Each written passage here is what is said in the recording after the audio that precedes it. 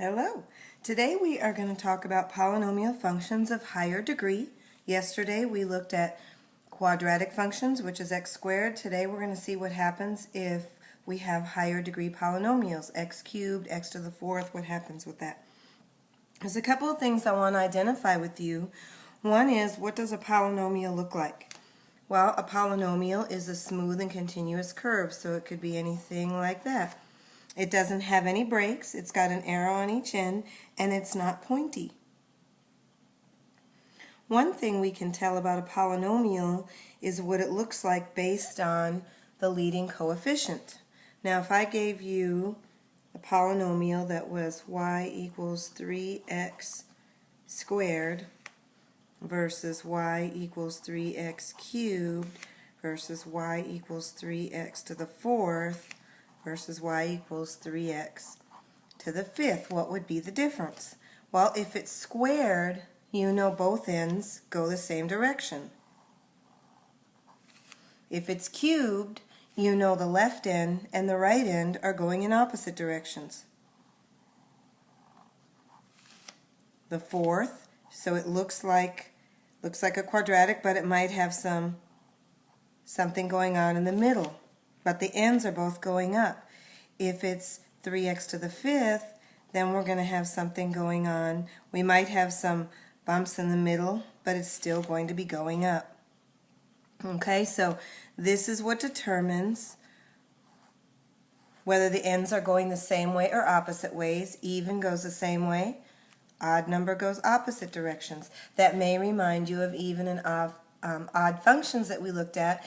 Even functions, when we looked at our quadratics, we noticed they were even because they were symmetrical around the y-axis. Both ends were going the same way. The 3, this coefficient, could be any number, I just picked a 3, tells you whether the right end goes up or the right end goes down. These are positive, so that tells me the right side is going up. If I gave you this one, since there's a negative, it tells me the right side's going down. And it's even, so if the right side goes down, the left side goes down. Okay, the same thing here, y equals negative 3x cubed. The negative tells me the right side goes down, and because it's odd, that means the left side is going up. They're going opposite directions, and so on. Okay, so that's just a little preliminary. And let's look at this. Let's look at an example. Given the equation, f of x equals x cubed plus 3x squared minus x minus 3. Let's look at what it's going to look like. We're going to look without a calculator what's going on. First of all, the end behaviors. Well, let's look at what we just learned.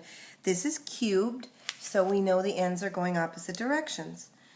And it's positive, so we know that the right side goes up and that the left side is going down. Now, we don't know what it looks like in the middle right now, but we know the right side goes up because this is positive, and we know the left side goes the opposite way because your highest exponent is cubed.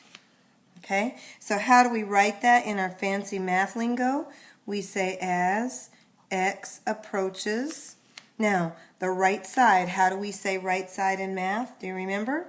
We say positive infinity. So as x approaches infinity, f of x, or y, approaches, well, as x goes to the right, y goes up, so y goes to positive infinity. As x approaches negative infinity, f of x approaches negative infinity. And you may remember this from your cubic parent function. We've already had this end behaviors. You can look back to your parent functions on those. Maximum number of turning points. This is very easy to figure out because how many times a graph can turn is always 1 less than the power. Since this goes to an x cubed, the maximum number of turning points is going to be 2. If it were x to the 7th, the maximum number would be 6. Does it mean that it has 2 turns? It may not have 2 turns. If you remember when we looked at the parent, it looked like this for a cubic. It didn't have any turns. But as we add stuff, as we add more terms to it, that function is going to do some turning in the middle And you're gonna see when we graph this that it starts to have turns. Well, if this is x cubed, the most turns it can have is 1, 2. Okay, so that helps us figure out what it looks like. All right, f of 0. What happens when you plug 0 into this? Well, I would get 0 plus 3 times 0 is 0 minus 0 minus 3. So 0, negative 3. What is special about that point?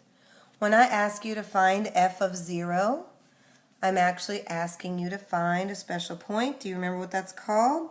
If x is 0, that is called your y-intercept. We like to find the y-intercept. 1, it's very easy to find because you just plug 0 in for x. 2, it helps us with our graph. Okay, now what are the zeros? How do you find zeros? Well, if you don't have a calculator, your only other method on a cubic is to factor. If it was a quadratic, you could use the quadratic formula. Since this is x cubed, the only tool you have is to factor it. So that makes your choices very easy. There's only one. This has 4 terms. And how do you factor 4 terms? We factor by grouping. Okay, that means I'm going to wrap parentheses around the first 2. I'm going to keep that sign. Don't forget the sign. I'm going to wrap parentheses here, x. Now, since this is a negative, a minus times a plus gives us, a negative. Okay, so that's x. Now we're going to see what we can factor out. What can you factor out of x cubed and 3x squared? We can factor out an x squared. What can we factor out of x plus 3? You may be inclined to say nothing, but if you can't factor anything out, I highly recommend you factor out a 1. That's going to help your eyes see what goes together. Notice how these two match. If they match, we then factor them out, and what we have, I'm going to write over here because I write too big, is x plus 3. Since they each have 1, we're pulling those out front, and what's left inside? X squared minus 1. Do you notice anything about x squared minus 1? Let me keep my f of x here. X squared minus 1 is what? X plus 1. X minus 1. Okay, and since we're looking for zeros, we're going to set y equal to what? 0. So what are the zeros? What would make this factor equal to 0? Negative 3. What would make this a 0? Negative 1. What would make this a 0? A 1.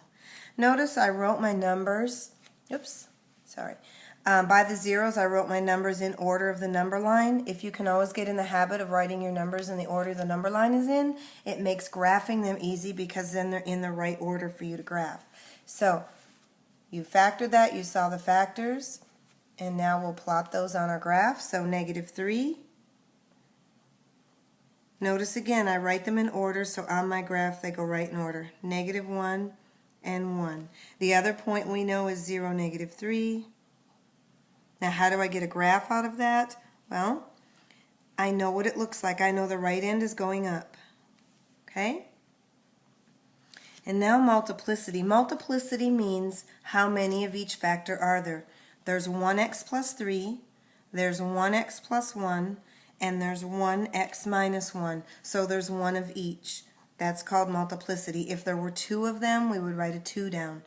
What multiplicity tells us, if the multiplicity is odd, that means when we get to that dot, we go right through the x, we cross through that dot.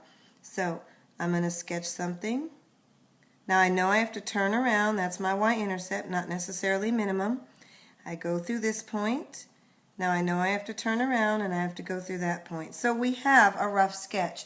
Do I know exactly what this point and this point are, the min and the max? I do not know what those are. I don't need to find those right now because the question's not asking me to find those. So if you sketch it up a little higher or a little lower, that's okay. We're going to address those max and mins in a little while. Okay? Let's see if we can look at a couple more examples